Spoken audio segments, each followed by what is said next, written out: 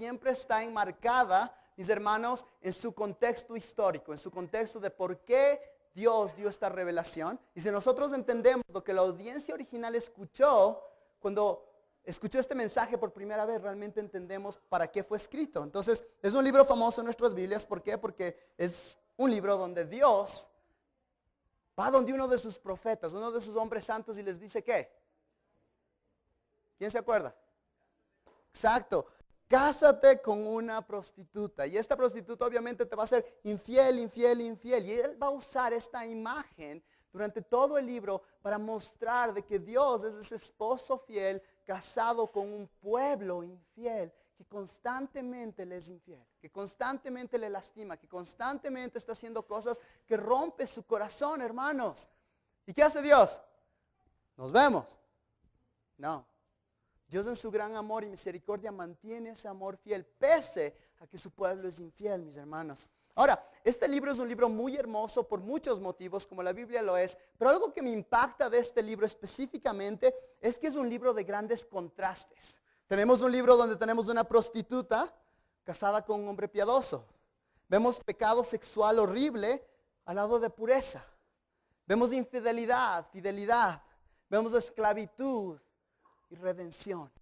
Vemos piedad y idolatría, vemos hipocresía de manera gigantesca y vemos al mismo tiempo amor fiel. Es más, ustedes ya saben cuál es la manera como Dios habla en este libro. Tenemos una acusación, tenemos de ahí un juicio y después tenemos esperanza y salvación. Y hemos hablado muchísimo de la acusación, entonces enfoquémonos en esas dos últimas partes, por favor. Y esto va a ser de gran importancia mientras nos lanzamos al estudio de este libro. Y es que tenemos juicio y esperanza. Acusación, juicio y esperanza. Ya hablamos de acusación, entonces juicio y esperanza. Ahora, cuando hablamos de juicio y esperanza, hay un problema. Y obviamente no es un problema del texto, pero en nuestros corazones, amigos. Cuando escuchamos estos contrastes es fácil, hay una gran tentación, no sé para ustedes, pero creo para todos nosotros, que hay una tendencia de interactuar con un lado de la moneda, olvidándonos del otro lado.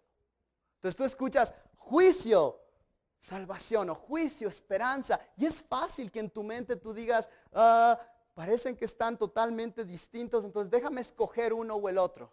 Y muchos de nosotros escogemos uno o el otro.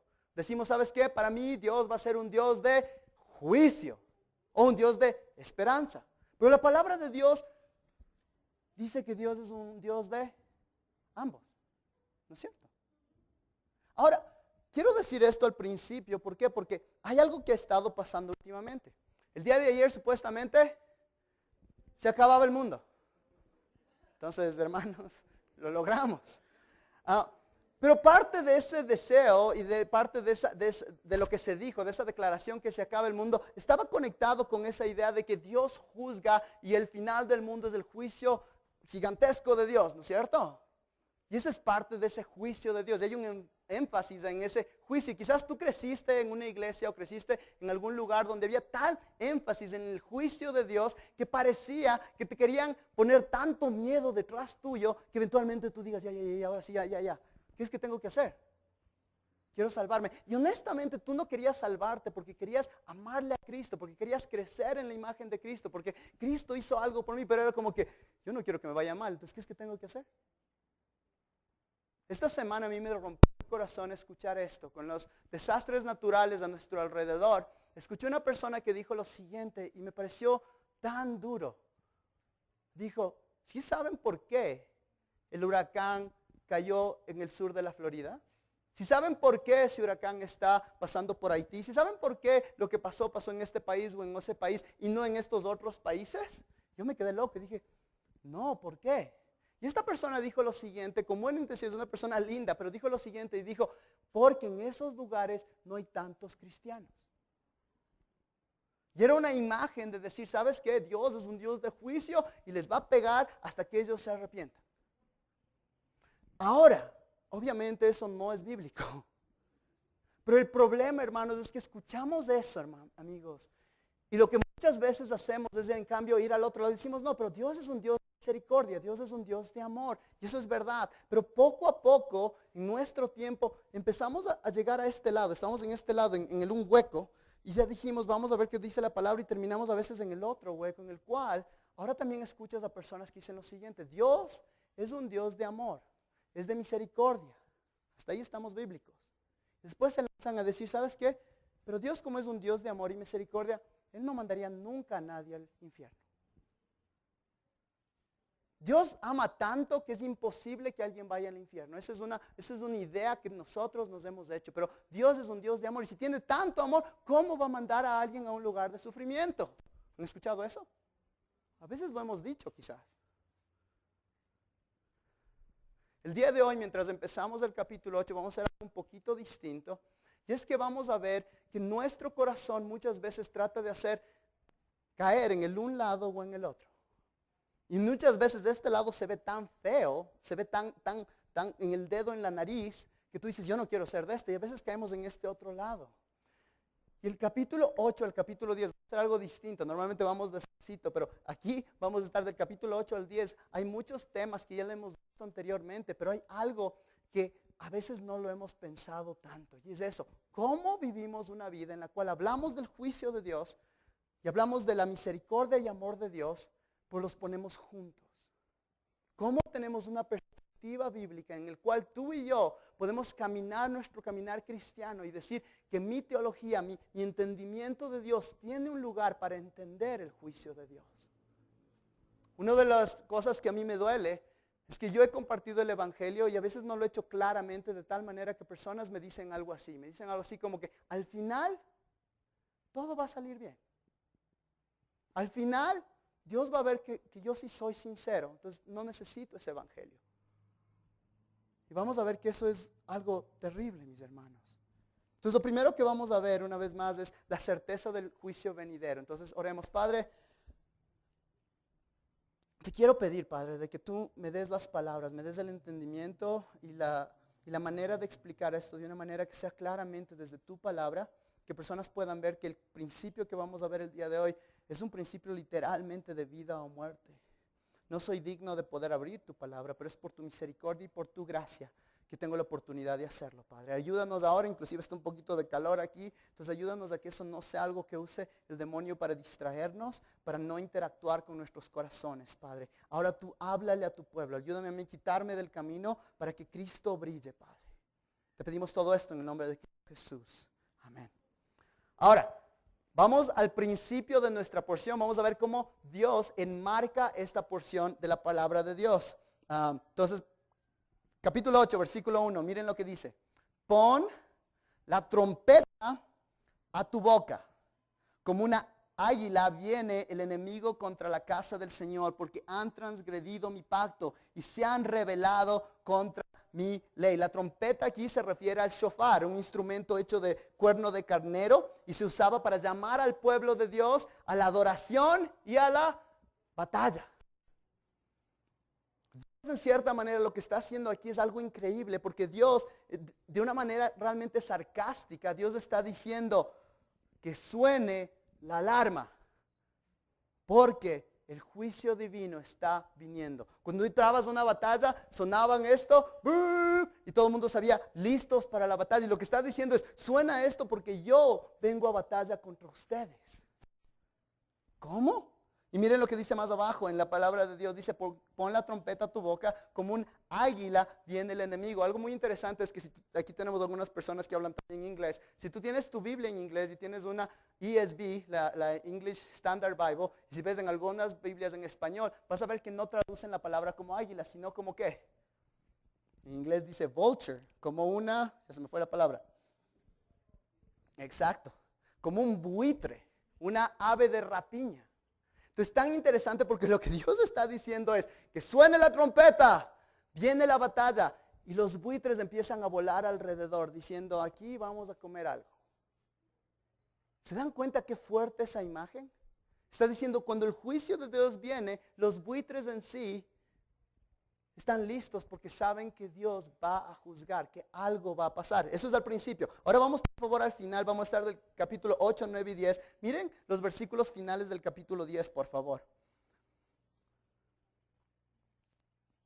Versículo 14. Voy a empezar a leer desde donde dice, y todas tus fortalezas, ¿ok? Y todas tus fortalezas serán destruidas, como Salmán destruyó a Bet Arbel el día de la batalla. Misma palabra, batalla, cuando las madres fueron despedazadas con sus hijos. Así os será hecho en Betel a causa de vuestra gran iniquidad. Y si vemos eso, estamos realmente viendo que él enmarca con las mismas palabras. Palabra número 1, hay una guerra, hay una batalla. Y la parte número 2, y es durísima, hermanos, dice, va a haber cosas feas. Aquí dice despedazados, va a haber muerte.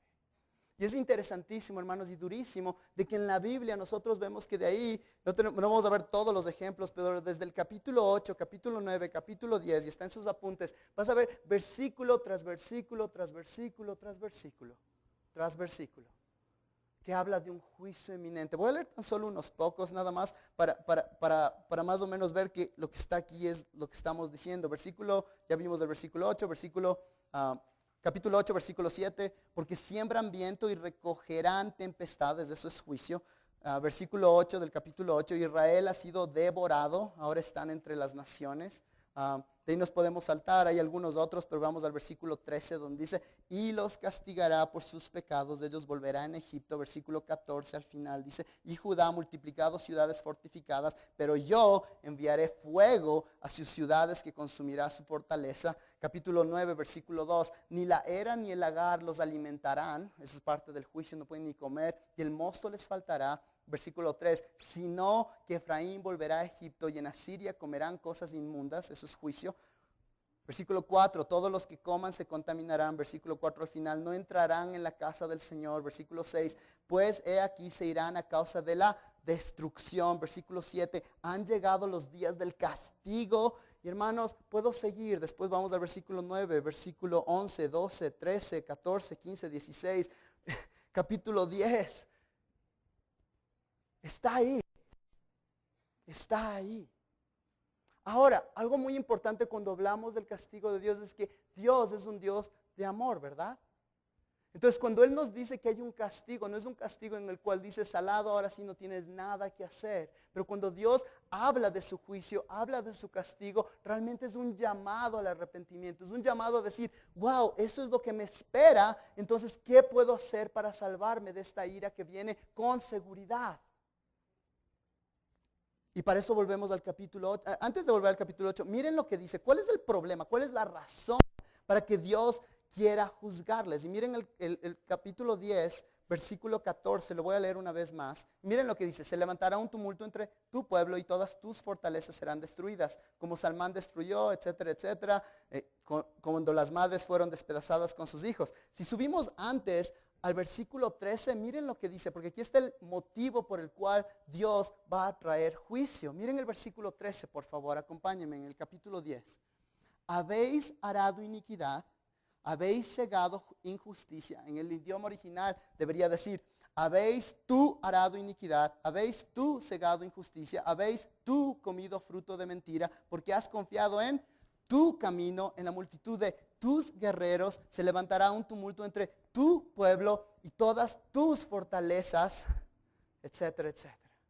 El punto, hermanos, es que Dios va a juzgar porque Él creó el mundo. Todo lo que vemos es de Él. Y el problema que tiene la humanidad desde el principio es que siempre pelea en vivir en independencia de Dios. El problema es un problema de egocentrismo. Ego, yo, centrismo, el centro.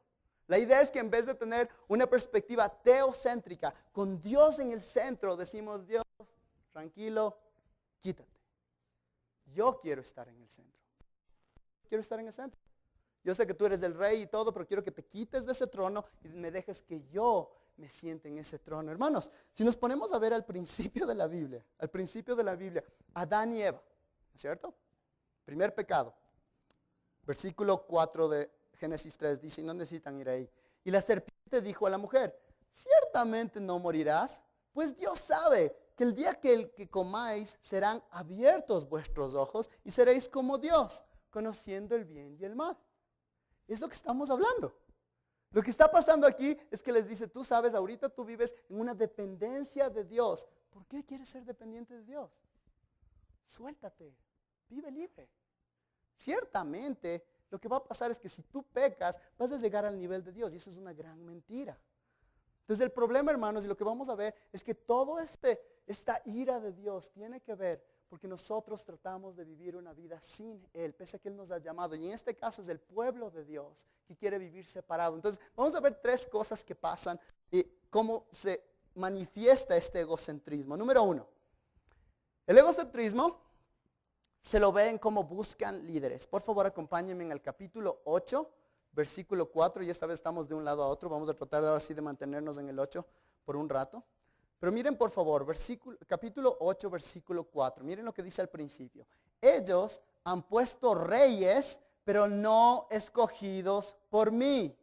Han nombrado príncipes, pero sin saberlo yo. Esta parte de sin saberlo yo no significa que Dios tiene ignorancia de lo que está pasando, pero lo que Dios está diciendo aquí es que ustedes han escogido estos líderes y yo no tuve nada que ver con eso. Ustedes lo hicieron de manera independiente, ustedes lo hicieron de una manera centrada en ustedes. Yo no tuve nada que ver con eso. Ustedes quieren una vez más que en vez que la historia sea parte de cómo glorificamos a Dios, sea cómo esto me ayuda a mí. Pensemos en Israel por un momento. ¿Qué pasó con Israel? Israel está en el medio de un montón de países y un montón de naciones que no le aman a Dios. Y ellos están ahí sentados y ellos empiezan a ver alrededor y dicen, ve, todos estos pueblos tienen ¿qué? Tienen reyes. Y nosotros no tenemos reyes, ve. Está de que pongamos un rey. Y nadie dijo, ve, nuestro rey es Dios. No, pero yo quiero un rey de carne y hueso como yo. ¿No es cierto? Y ellos escogen un rey. ¿Y a quién escogen? Saúl. ¿Y quién era Saúl? Damas y caballeros, les voy a leer quién era Saúl. Y tenía un hijo que se llamaba Saúl. Esto es en 1 de Samuel 9, versículo 2. Saúl, joven y bien parecido, guapo. No había otro más bien parecido que él entre los hijos de Israel. El más guapo de todo el reino. Él va a ser nuestro rey. De los hombros de arriba sobrepasaba a cualquiera del pueblo. No solamente que era guapo, pero era alto. Qué bestia la pinta de este man, tenaz. Él que sea nuestro rey. Qué tenaz que nos den un rey así. Y hermanos amados, lo terrible de esto es que ¿qué pasó con Saúl? Poco tiempo después, Saúl, el guapo, el alto, el fuerte, termina totalmente amenazado. ¿Por quién? Por David. El jovencito que sus papás, cuando vinieron a ver si es que el rey iba a venir de aquí, le enseñan a todos los otros hermanos, de ley hay uno más, pero ese ni siquiera está aquí. Él está allá con las ovejas, porque él no puede ser el rey, obviamente.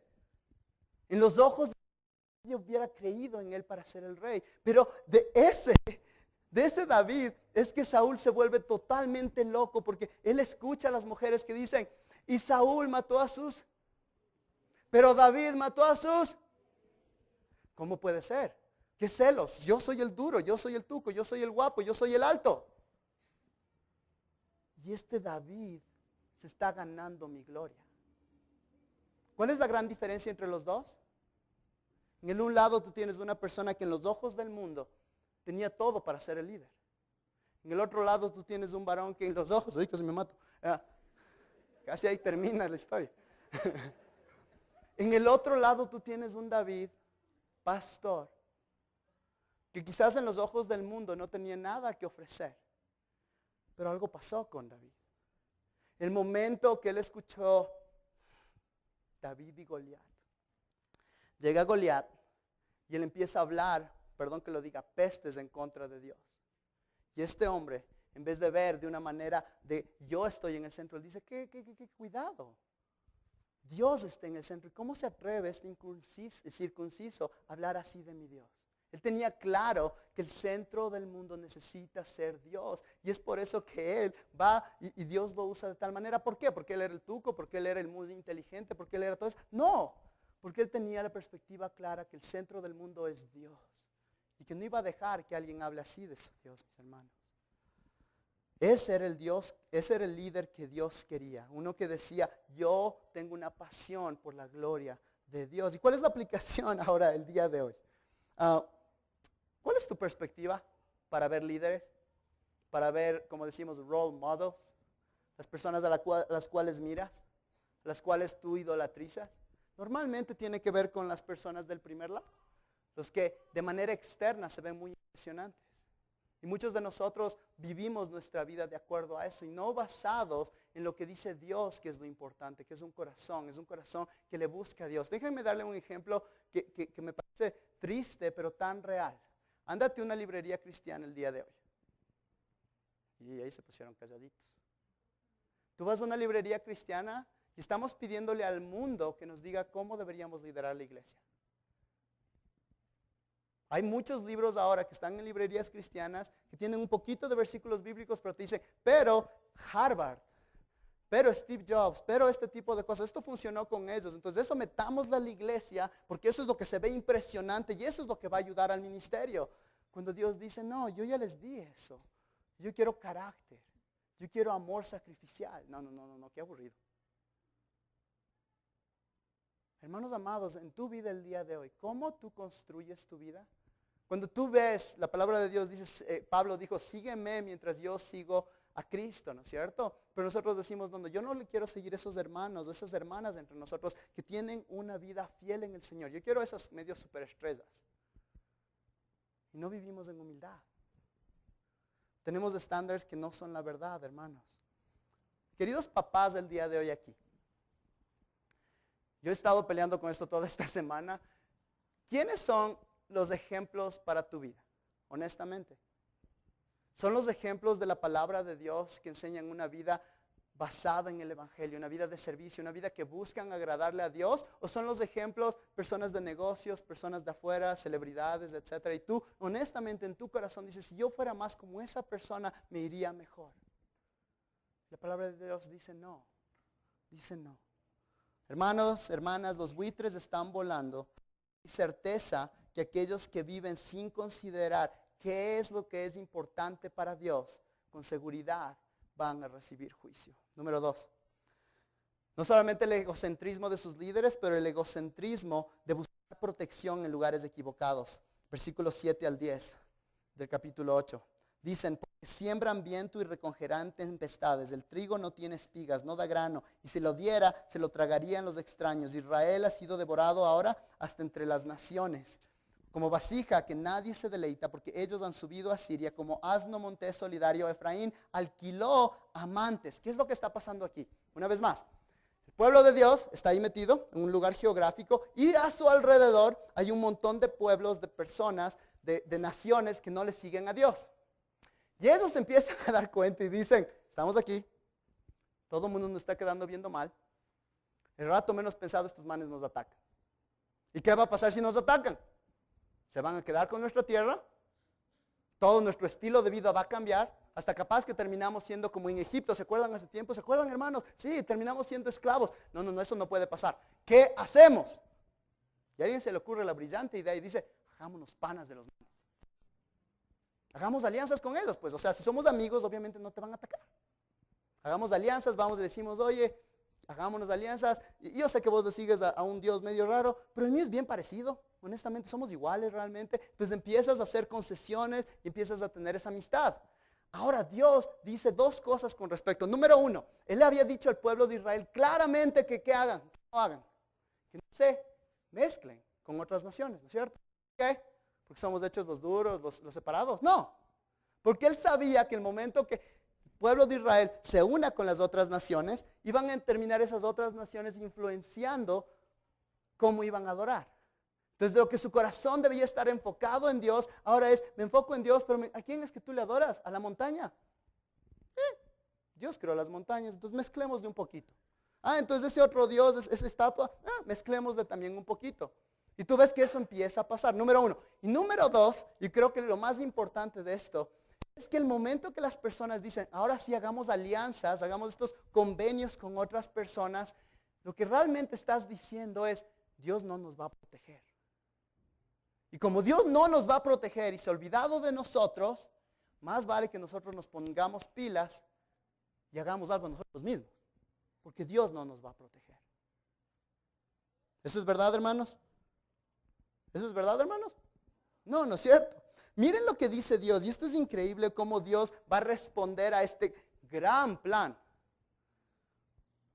Capítulo 8, versículo 9. Porque ellos han subido a Siria como asno montés solitario, Efraín alquiló amantes, aunque alquilen aliados entre las naciones. Y dice algo más. Ahora vamos al capítulo 9. Al capítulo 9, versículo 1. No te alegres, Israel, con gran júbilo, porque las naciones, porque te has prostituido, abandonando a tu Dios, has amado el salario de ramera sobre todas las eras de grano. Esto es increíble, hermanos, porque la imagen es de una persona que está con su esposo en este caso, y ese esposo es un esposo fiel, un esposo que le ama, un esposo que le provee, y se asusta y dice, no, él no me va a ayudar, él no me va a proveer. Corre a buscar un amante, porque él sí me va a proveer. Él sí me va a ayudar. Y obviamente les va a ayudar. Nosotros hemos escuchado esto y es triste, pero tú escuchas de personas que dicen, ¿sabes qué? Y dejó todo y se fue con el otro, con la otra. Y esa persona va a decir, es que él realmente me ama. Y le está comprando cosas, y le está comprando cosas. ¿Y qué haces con él? Y yo le pago todo a ella, yo le pago todo a él. Y eventualmente se acaba el dinero. ¿Y qué hace esta persona que le ama tanto? Va a la siguiente, ¿no es cierto? Es exactamente la misma imagen. La persona sale corriendo, va a alquilar amantes, como dice el texto, y va, pensando, es que realmente ellos me aman. Es que ellos realmente van a proveer para mí. Y del otro lado dicen, no, solo por un tiempo. Se prostituyen a sí mismos, no le aman, no le quieren proteger, solo quieren su dinero, solo quieren ese momento sin ningún tipo de compromiso que su esposo sí tenía, Y esa es la primera imagen, pero hay otra imagen, acompáñenme una página más atrás, en el versículo 7, miren lo que dice. Porque siembran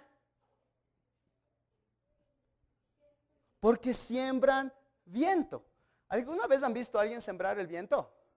Estaba yo tratando de explicarles a los hermanos de CHF lo que es una empanada de viento. Se mataban de risa, entonces no tienen nada adentro.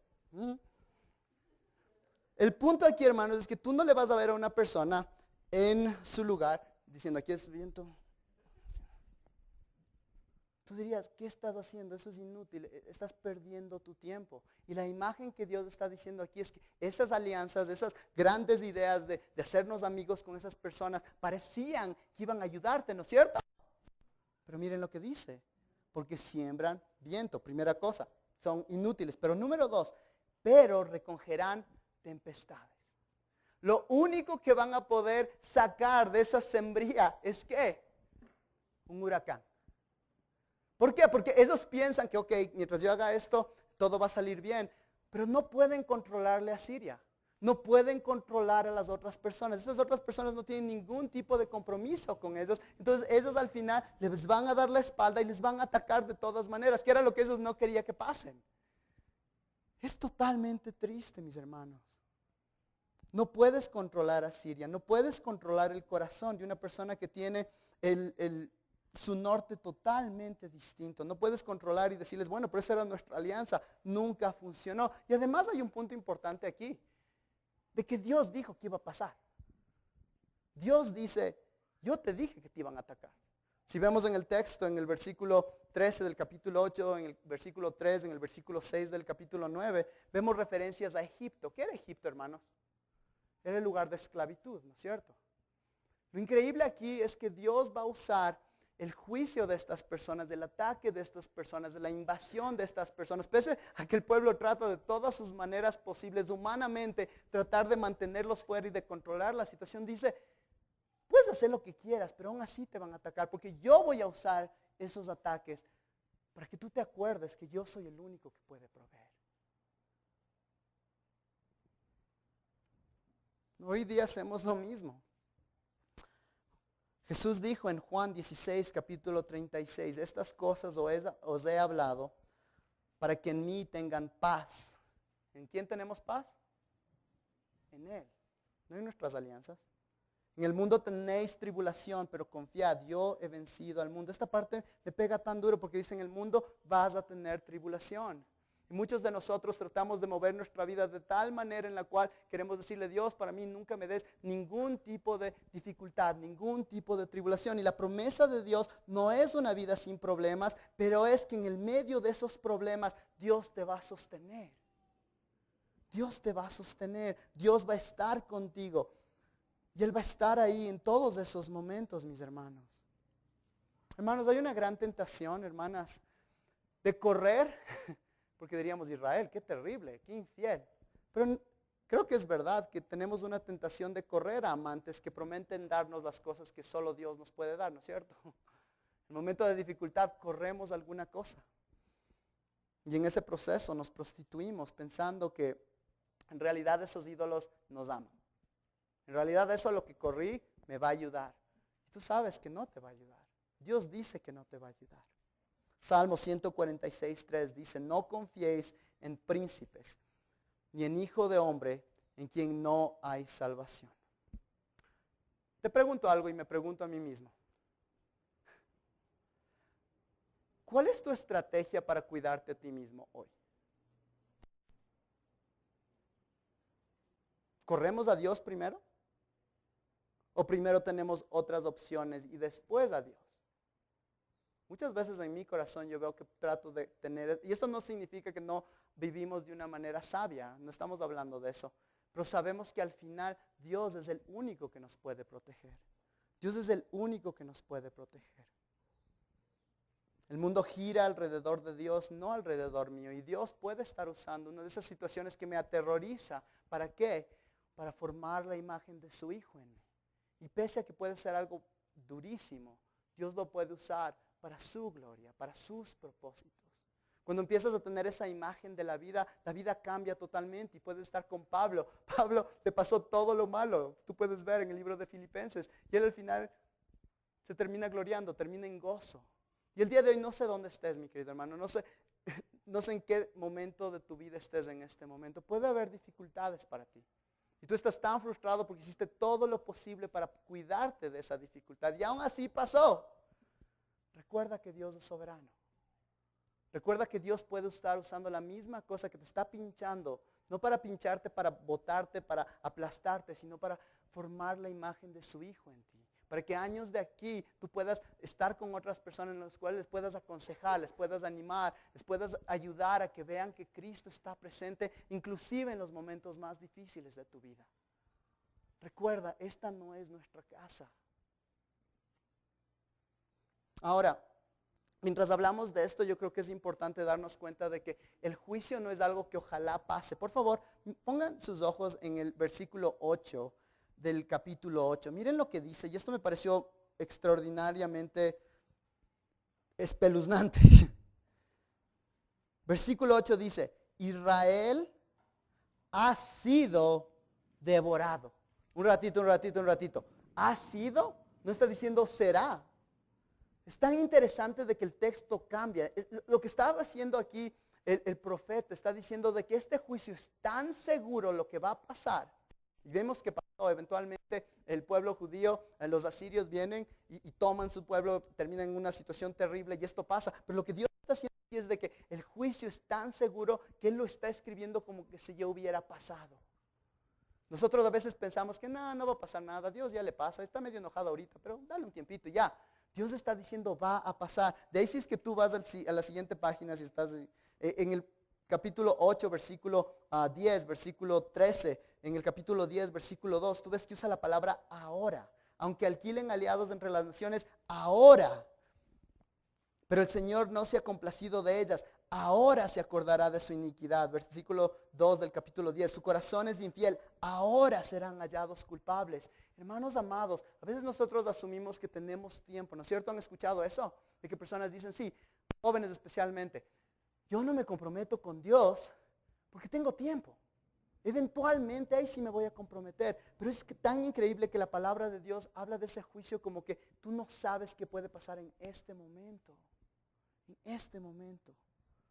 Entonces, en resumen, los buitres están volando porque hay certeza de que Dios va a juzgar a aquellos que confían en sus propias fuerzas. En sus propias fuerzas. Y el ejemplo más grande de esto, hermano, es cómo crees que vas a llegar al cielo. Y escúchame, por favor. Y si eres nuevo, si no eres nuevo, esto es para ti. En este mundo, si alguien te pregunta, si llegas, si mueres y estás delante de Dios, y Dios te pregunta, ¿por qué te debo dejar entrar?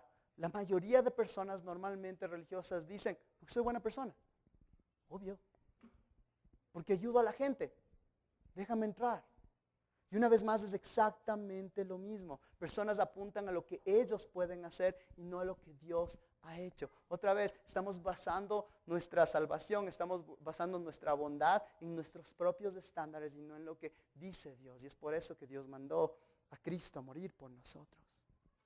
Tercera parte, ¿y por qué viene el juicio de Dios? Yo creo que este es el punto más importante. En su adoración.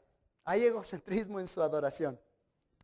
El pueblo de Israel, en vez de arrepentirse, después de decir, wow, el juicio está aquí, el juicio es tan presente, las cosas están mal, me he equivocado, me arrepiento, confieso mi pecado y ahora sí te sigo, Dios.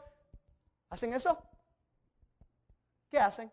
Miren por favor el versículo 4b, capítulo 8, versículo 4b. Ellos han puesto reyes, ellos ponen sus reyes. Después dice, con su plata y su oro se han hecho ídolos, vamos al versículo 6, porque de Israel es también un artífice, lo hizo y él no es Dios. Es tan increíble, hermanos, porque esto me pega a mí en el corazón, porque a veces cuando nosotros no nos gusta lo que Dios está haciendo, ¿qué es lo que hacemos? Entonces no te voy a hacer caso a Dios, pero me voy a hacer mi propio Dios. Voy a ser mi propio Dios. Entonces voy a coger un poquito de madera, voy a coger un poquito de oro, voy a hacer esto y voy a formar mi propio. Eso es lo que Israel está haciendo. Voy a formar mi propio Dios. Y este Dios, obviamente, porque yo lo hice, no me va a decir qué hacer. Está calladito ahí. Yo solo voy donde Él cuando es bueno para mí. Y obviamente esto está totalmente mal, primero, porque Dios dijo que eso estaba mal. Y dos, porque nos enseña la estupidez de nuestro corazón, perdón por decirlo de esa manera. Una persona va, mira el piso y dice, ve, ahí hay una madera. Cojo la madera, me agacho a coger esa madera, me arrodillo a coger esa madera, le corto esa madera, saco la madera, después le hago lo que tengo que hacerle, le formo, le moldeo y después le pongo así, después me arrodillo a esa madera. ¿Se dan cuenta? ¡Qué tenaz! En el un lado tú te arrodillaste a verla para sacarla y ahora le pones encima tuyo y tú la creaste. Pero ¿cuál es el problema detrás de todo esto, hermanos? Es que tú pones tu confianza en algo que tú moldeaste. Este Dios me va a proveer. Esta imagen me va a ayudar. El punto de estos ídolos es que tenemos una confianza falsa. Es el confiar en algo que tú hiciste, que tú formaste. Algo que tú sabes que no es eterno. Hermanos, los ejemplos del día de hoy yo creo que son muchos, ¿no es cierto? ¿Cuántos de nosotros confiamos en mi trabajo? Yo confío en mis estudios. Yo confío en mi esfuerzo. Yo confío en mis ahorros. Yo confío en mi auto. Yo confío en esa casa que yo construí. Quizás en otros lados yo confío en mis experiencias. Yo confío en ese cuerpazo que yo me he sacado el aire en tener. Yendo al gimnasio, etcétera, etcétera. Entonces seguramente digas, Jota, es raro que me digas que hacemos una imagen. Y quizás sí, no tengas una imagen de madera en tu casa. O quizás no tengas una imagen como estatua en tu casa. Pero todos tenemos esas cosas que hemos nosotros sacado adelante. Y que decimos, eso es mío. Mi promoción en el trabajo. Con mi esfuerzo. Y empezamos a basar nuestra identidad en eso que terminó ahí. Y lo interesante, hermanos, es que como lo hemos visto con los desastres naturales, lo hemos visto en muchas otras cosas, el rato menos pensado eso desaparece. Nuestra vida se va abajo. ¿Cuáles son los ídolos, mi hermano, mi hermana, que tú has formado el día de hoy? Esos ídolos a los cuales, si es que alguien topa ese ídolo en tu vida se cae. Una que honestamente, como Arisita oramos últimamente mucho, es el ídolo de nuestra guagua. Nuestra hija. Los hijos son una bendición del Señor. La palabra está lleno de esos. Pero la palabra de Dios dice claramente que Dios va antes que tus hijos. Y eso no significa que no les tratas bien, etc. Pero que si tú amas a Dios y tienes ese cuidado, tú les vas a amar mejor a tus hijos. Esa es la una imagen, ¿ok? Entonces lo primero que hacemos es moldear y hacer nuestro propio Dios. Pero de ahí viene la segunda imagen, que yo creo que es hasta peor. Y quizás, no sé, pero quizás una que nos puede golpear más a nosotros aquí. Es que no solamente moldeamos un Dios, pero queremos moldearle al Dios de la Biblia. Miren por favor el versículo 11 al versículo 14 del capítulo 8. Por cuanto Efraín ha multiplicado altares para pecar, en altares para pecar se han convertido. Aunque le escribí 10,000 preceptos, tienen la Biblia, tienen altares, tienen lugares de adoración, son considerados como cosas extrañas. En cuanto a mis ofrendas de sacrificio, tienen sacrificios, dan ofrendas, la carne y se la comen, pero el Señor no se ha complacido en ellas. En todo el libro, hermanos, si nos has acompañado, tú te acuerdas que este es un pueblo que es muy religioso, quiere ir a la iglesia, quiere dar las oraciones, quiere acercarse un chance a la Biblia, quiere mantener las fechas espirituales del tiempo, hace todas las cosas religiosas, pero lo interesante aquí, hermanos, y yo creo que nos pega muchísimo, es que al final hacen todas esas cosas no para Dios, sino para ellos mismos. Moldean a Dios para decir, entonces aquí dice, versículo 1, por cuanto Efraín ha multiplicado altares para pecar. Después dice, aunque les escribí 10,000 preceptos de mi ley, son considerados como cosa extraña. En cuanto a mis ofrendas de sacrificio, sacrifican la carne y se la comen. Entonces lo que están haciendo es, vamos a hacer las cosas espirituales, pero no como tú dices, Dios. Yo quiero mi perspectiva. Ya, entonces voy a tomar un poquito de la Biblia, lo que me gusta, y voy a tratar de vivir de acuerdo a eso. Pero el rato menos pesado, cuando hay algo de la Biblia que a mí no me guste, ahí yo tengo la libertad de decirte no. Pero estoy pasando parte de la Biblia. ¿Me entienden? Es la idea de que muchas veces tratamos no solo de moldear nuestros propios ídolos separados de Dios, pero a veces nosotros le queremos coger a Dios y decirle, ahora Dios, quiero formarte a la imagen del Juan Fernando. Quiero tener un Dios que me permite a mí pecar de la manera que a mí me gusta pecar. Entonces mis experiencias, mis emociones, mis convicciones, mis pensamientos, mis opiniones, todas esas cosas, siempre Dios, más te vale que te guste, van a estar por encima de tu palabra. Entonces si tu palabra dice que haga esto, pero a mí no me gustó, yo te voy a decir que mis opiniones, mis experiencias, lo que yo escuché que Dios me dijo, etcétera, eso siempre va a estar por encima de tu ley. Ejemplo específico, el día de hoy. Hay personas que vamos a la iglesia semana a semana, yo fui uno de ellos. Y semana a semana escuchamos el Evangelio que te dice, a menos que tú te arrepientas y confieses tu pecado y pongas toda tu confianza en Jesucristo, no vas a ser salvo. En este momento, hay personas aquí que escuchan eso y dicen, yo no creo en eso, pero yo sé que Dios entiende mi corazón. Estás haciendo esto. Yo lo hice por años. Creemos que hay una cláusula de excepción para nuestra vida. Creemos que la palabra de Dios dice algo, pero eso no se aplica a mí. Hermano, ten mucho cuidado con eso. Miren cómo termina ese versículo. Versículo 13 al final. Ahora se acordará de tu iniquidad y los castigará por sus pecados y ellos volverán en Egipto, pues Israel se ha olvidado de su hacedor y se ha edificado palacios. Después vemos esta misma idea si nos vamos al capítulo 9, versículo 9. Dice, se han corrompido profundamente como el día de Gilbea. Él se acordará de su iniquidad. ¿Tú crees que el Dios no se va a acordar de tu iniquidad? ¿Tú crees que puedes llegar donde Dios diciendo, yo soy buena nota? Yo no necesito eso de arrepentirme y que seguirle a Cristo. Yo en sí mismo, yo tengo una buena relación con el flaco. Gracias, hermano, por decir eso. Hace unas semanas. Yo tengo mi propio Dios que yo he formado y yo tengo una relación súper chévere que tú no vas a entender. Es más, aquí está la Biblia, pero mi relación está aquí. La Biblia es bien, bien simple. Si tú entenderías mi relación con Dios, darías cuenta de que esto es acá. Cuidado. Cuidado, mi hermano. Cuidado, mi amigo. Dios no va a ver tu sinceridad y decir, qué pleno, pero Él va a decir, ¿qué hiciste con la cruz de Cristo, mis hermanos? Y obviamente mientras hablamos de esto, a mí me duele el corazón porque me doy cuenta de que podemos estar aquí personas que has escuchado el Evangelio semana a semana y semana a semana lo único que haces es endurecer tu corazón más y decir, esto no es conmigo.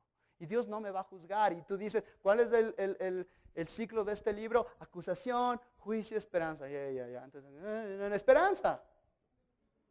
Porque eso es lo que es Dios. Dios es un Dios de esperanza. Y Dios de alguna manera Él me va a dejar entrar al cielo. Y es más, este libro de Oseas no me está gustando mucho. Porque Oseas habla mucho de juicio, de acusación. Mi Dios es un Dios de amor. No has leído tu Biblia. Génesis 3 al principio, el primer pecado, ¿cuál es? La serpiente termina diciéndole ¿qué? Seguramente no morirás. Es una acusación al juicio de Dios. Le está diciendo, Dios no te va a juzgar, seguramente no morirás. Éxodo termina diciendo de que Dios no deja al infiel sin ser castigado. En los salmos es increíble y creo que está en sus apuntes, pero uno de los salmos, y estoy quedándome sin tiempo, pero Salmo 96 empieza diciendo: alégrense los cielos y regocíjese la tierra, alabanza y adoración, ruja el mar, amén, y cuando contiene, gócese el campo y todo lo que hay en él. Entonces todos los árboles del bosque cantarán con gozo. Qué hermoso, delante del Señor, porque Él viene, amén, Dios, ya ven, porque Él viene a juzgar la tierra. Juzgará el mundo con justicia y a los pueblos con su fidelidad. Este versículo me hizo que mi cabeza explote por poco esta semana. Es un salmo que está diciendo que debemos alabarle porque Dios viene a juzgar. Y tú dices: a ver, Jota, pero estás hablando mucho del Antiguo Testamento. En el Nuevo Testamento Dios es distinto. Dios ahora es un Dios de amor. Entonces veamos qué dice el Nuevo Testamento. Primero de Pedro 1:17, y si invocáis como Padre a aquel que imparcialmente juzga según la obra de cada uno. No me gusta Pedro. Pero Pablo. Romanos 6:23, porque la paga del pecado es muerte, pero la dádiva de Dios es vida eterna en Cristo. Pedro, no, tampoco. Hebreos. El que escribió Hebreos, él sin nada. Y así como está decretado que los hombres mueran una sola vez y después de esto juicio. Ya en los Hechos de los Apóstoles, porque en los Hechos de los Apóstoles tú ves el sentir del Espíritu, porque Él ha establecido un día en el cual juzgará al mundo en justicia por medio de un hombre a quien se ha designado. Jesús. Yo por eso no creo mucho, y es obviamente, sí creo, esto es un ataque total. Personas dicen: no, es que yo lo que quiero es vivir mi vida de acuerdo a lo que dijo Jesús. Y Jesús nunca habló de eso. El Señor Jesucristo mismo habló claramente acerca de la realidad y la eternidad del infierno. La parábola del rico y el Lázaro, Lucas 16, dice lo siguiente: en el Hadés alzó sus ojos estando en tormentos y vio a Abraham a lo lejos y a Lázaro en su seno, y gritando dijo: Padre Abraham, ten misericordia de mí y envía a Lázaro para que moje la punta de su dedo en agua y refresque mi lengua, pues estoy en agonía en esta llama. Ese es el Jesús de la Biblia.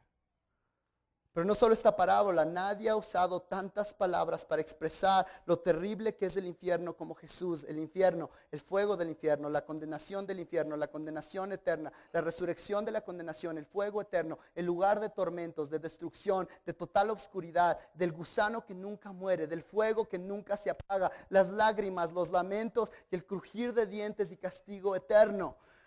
Todos estos son términos que nuestro Jesús usó porque nos ama. El problema entonces puede ser cualquiera de estos dos problemas del día de hoy. El primer problema es que realmente no conocemos nuestras vidas. Y como dice la palabra de Dios, mueren por falta de conocimiento. Necesitamos conocerlas y el día de hoy dices: wow, está ahí. Pero yo creo que el problema más grande aún el día de hoy es que nosotros presumimos que tenemos más amor que Jesús. Y lo que decimos es: ¿sabes qué? No hay que hablar del infierno, porque se va a asustar la gente.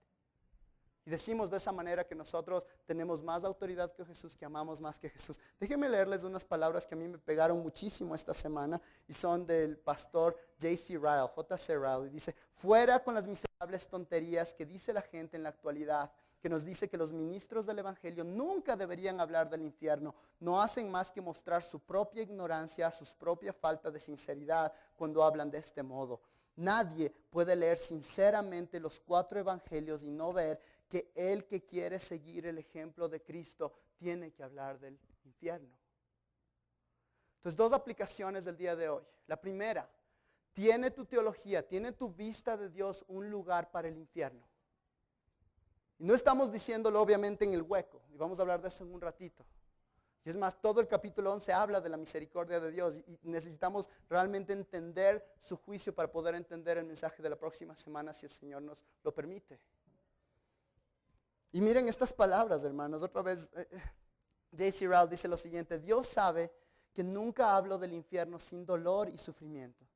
Con gusto le ofrezco la salvación del Evangelio al peor de los pecadores. Yo estaría dispuesto a decirle al más vil y disoluto ser humano en su lecho de muerte: cree en el Señor Jesucristo y serás salvo. Hechos 16:31. Pero Dios quiera que nunca deje de decirle al mortal que las Escrituras revelan que hay un infierno así como hay un cielo. Y que el Evangelio enseña que hay hombres que pueden estar perdidos, al igual que hay otros que pueden ser salvos. Esto me encanta. El guardia que se mantiene en silencio cuando ve un incendio es culpable de negligencia. El médico que nos dice que estamos mejorando cuando en realidad nos estamos muriendo es un amigo falso. El pastor, y yo añadiría el cristiano, que no alerta a sus amigos, a su congregación acerca del infierno en sus sermones, no es un hombre fiel ni tiene amor. ¿Dónde está el amor cuando se mutila una porción tan importante de la verdad de Dios? ¿Es mi amigo más comprensivo el que me avisa de la vastedad del peligro que corro? ¿Qué sentido tiene esconder el fruto del impenitente y el impío? Es más bien ayudar al diablo. Le decimos a la gente claramente que el alma que pecare, esa morirá. ¿Quién sabe si la negligencia terrible de muchas personas cristianas no viene de esto, de que nunca les han explicado claramente la realidad del infierno? ¿Quién sabe si muchos más se convirtieran, si los pastores les instaran con más fidelidad a huir de la ira venidera? Por cierto, que muchos somos culpables de esto. Hay entre nosotros una ternura mórbida que no es la ternura de Cristo. Hemos hablado de misericordia, pero no de juicio. Hemos predicado muchos sermones acerca del cielo, pero pocos acerca del infierno. Nos hemos dejado llevar por el desdicho temor de ser considerados fanáticos. Hemos olvidado que quien nos juzga es el Señor y que el hombre que enseña la misma doctrina que Cristo enseñó no puede estar equivocado. Amén. Hermanos, este texto, la Biblia, Dios no se intimida de hablar de juicio. Tú tampoco deberías intimidarte. Este texto, la Biblia, no se apena ni se avergüenza de hablar del juicio. Tú tampoco deberías. Este texto y la Biblia no domestica y no edita el juicio para sonar más cool, más chévere. Eso no es amoroso, más amoroso. Hermano, el día de hoy te pregunto, si tú sabes quién es Cristo y tú sabes qué es la cruz de Cristo, habla del infierno de una manera que la Biblia habla. Y ahí viene el segundo punto. El día de hoy estoy seguro que hay personas aquí, que tú estás aquí sentado y que capaz alguien te arrastró, alguien llegaste sin querer queriendo y en la misericordia de Dios estás escuchando el mensaje que necesitas escuchar el día de hoy. Y no soy yo hablando, sino es la palabra de Dios diciéndote que el día de hoy es el día en el cual puedes arrepentirte y creer en Dios. Oseas 10, versículo 12 dice algo increíble y con eso vamos a terminar. Dice, sembrad para vosotros según la justicia. Segad conforme a la misericordia, romper el barbecho, porque es tiempo de buscar al Señor hasta que venga a enseñaros la justicia. Hermano, el día de hoy, si tú escuchaste de la justicia de Dios, si tú escuchaste del juicio de Dios, Dios está ahorita viéndote a ti. Si tú no le tienes a Cristo Jesús, tú estás en la mira del juicio de Dios. Y no es una mentira, no es algo que se me ocurrió, lo has visto en la Biblia, la palabra de Dios. Y por eso el día de hoy, lo que tú hagas con esa cruz tiene todo, es lo más importante. Esa ira de Dios puede llegar donde ti y aplastarte, o esa ira de Dios fue lo que clavó a nuestro Señor Jesucristo a una cruz como esa. Y la ira de Dios, en vez de caerme a mí, cayó en Jesucristo para que yo pueda salir libre. Amén. Yo que me merecía el peor de los castigos, el peor de estas cosas que hemos visto aquí, salgo libre porque Cristo pagó el pecado que yo debía haber pagado.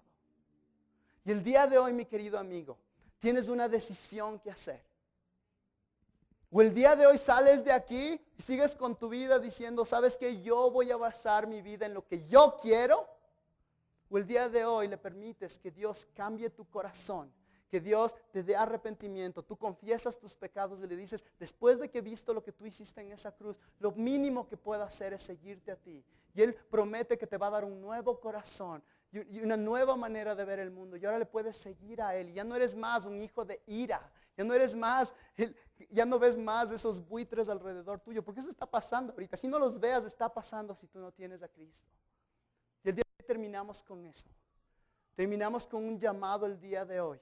Y por favor no asumas que si has estado en la iglesia por mucho tiempo, esto ya no es para ti, esto es para alguien más. Oremos de que alguien se salve. Esto quizás es para ti. En la clase de consejería bíblica esta semana estábamos hablando y hablábamos de testimonios de personas que pensaron que eran salvas. Y se dieron cuenta que no eran. El predicador que estuvo aquí dando la conferencia de CHF dio un testimonio increíble. Él es la voz de R.C. Sproul, si saben quién es. Y él estaba trabajando en el ministerio por 5 años y él estaba predicando y él estaba trabajando con los jóvenes y él veía que personas se salvaban y un día él escuchó un sermón acerca de esto y él dijo, yo no soy hijo de Dios. Y en su orgullo él podía haber dicho, no importa que nadie sepa, pero él sabía que él tenía que hacer las cosas correctas delante de Dios. El día de hoy quizás ese eres tú. Y quizás estás aquí viniendo cada semana, quizás eres un líder, quizás eres quien sea, no importa. Yo tengo que hacer eso en mi propio corazón. Pero si no conoces al Señor, hoy es el día. Y lo que vamos a hacer al final, lo que hacemos cada semana es recordar los elementos. Recordar que Cristo nos dijo que recordemos lo que Él hizo en la cruz. No salgas de aquí el día de hoy. Como dice la palabra de Dios, te ruego. El Espíritu Santo te está diciendo que hoy es el día de salvación. Oremos, Padre, no tengo más que decir. Ahora solo confío en tu palabra, en lo que tú has hecho mediante la sangre de Cristo. Padre, porque el pensar en tu juicio me aterroriza, Padre. Y no quiero que mi peor enemigo llegue a eso, Padre, en realidad. Porque es algo terrible el pensar en la ira de Dios. Padre, tú el día de hoy has hablado y nos has dicho que tenemos una oportunidad para salir de la ira tuya, Padre, mediante la sangre de Cristo, Padre. Que el día de hoy sea el día en el cual alguna persona, si es que esa es tu voluntad, el día de hoy personas lleguen a ti porque tú amas tu gloria, tú amas ese evangelio, Padre. Ayúdanos ahora, mientras pensamos en ti, así ya somos salvos en celebrarte y en el poder pasar y tomar los elementos y celebrar que ya no somos hijos de ira, como dicen en las canciones que vamos a hablar, que somos salvos, que somos esclavos por ti, que solo por Jesús, la sangre, ahora somos libres, Padre, y gracias. Y al mismo tiempo, Padre, si hay alguien aquí que no te conoce, que hoy sea ese día. Te agradecemos todo esto en nombre de Cristo Jesús. Amén.